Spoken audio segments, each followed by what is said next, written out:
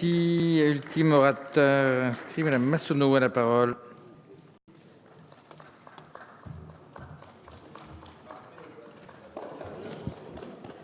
Monsieur le Président, Madame la Ministre, Mesdames et Messieurs les rapporteurs, chers collègues, nous nous retrouvons aujourd'hui pour débattre du projet de loi de finances de la Sécurité sociale pour 2017.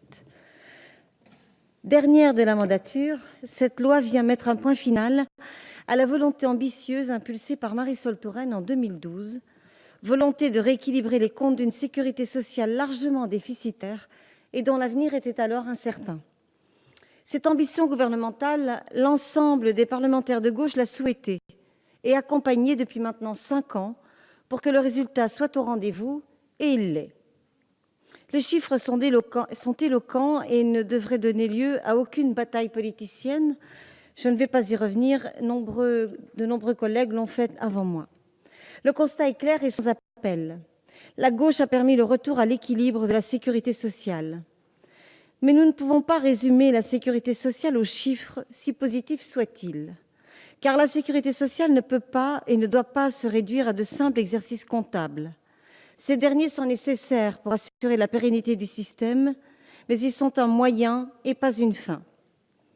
La sécurité sociale, c'est avant tout une fierté française, une belle avancée sociale et politique d'après-guerre qui constitue le patrimoine de ceux qui n'en ont pas.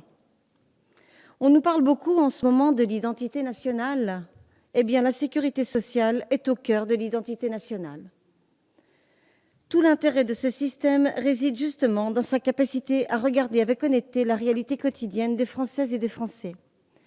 Il s'agit de protéger autant que faire se peut chacune et chacun des accidents de la vie, assurer la dignité, accompagner les personnes âgées. Avec ce régime, nous sommes protégés en cas de catastrophe, de maladie. Chacun est aidé à la fois individuellement, mais aussi au sein de sa famille, avec les prestations familiales. Grâce à ce système, les hôpitaux sont aujourd'hui mieux équipés et plus performants. Tout cela, il me tient à cœur de le rappeler, car ce sont ces considérations politiques et sociales qui guident mon action depuis 2012.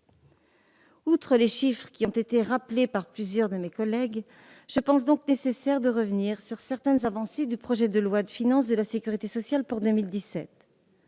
Ce projet, c'est notamment l'extension de la retraite progressive qui s'ouvre désormais aux salariés ayant plusieurs employeurs.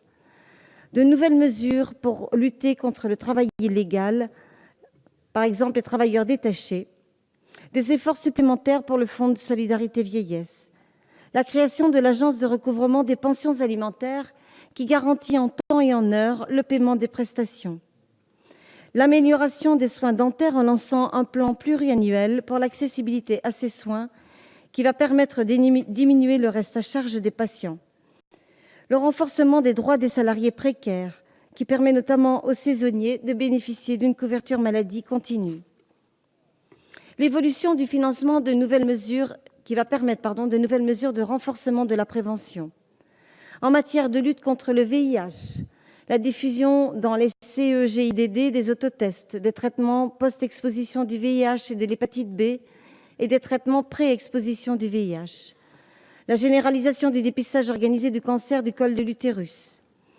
La mise en place d'expérimentations, dont celle portant sur la prise en charge de la souffrance psychique des enfants à partir de 11 ans. En examinant ce texte, c'est tout à la fois les mesures qu'il contient que nous devons avoir à l'esprit, c'est aussi le chemin parcouru depuis 2012 que nous devons mesurer. Notre majorité a su protéger et faire évoluer notre modèle social, en garantir le financement, le tout sans infliger à la société française l'austérité que d'autres ont dû subir. Alors, soyons fiers du travail accompli et continuons à agir au travers de ce texte utile et équilibré. Je vous remercie.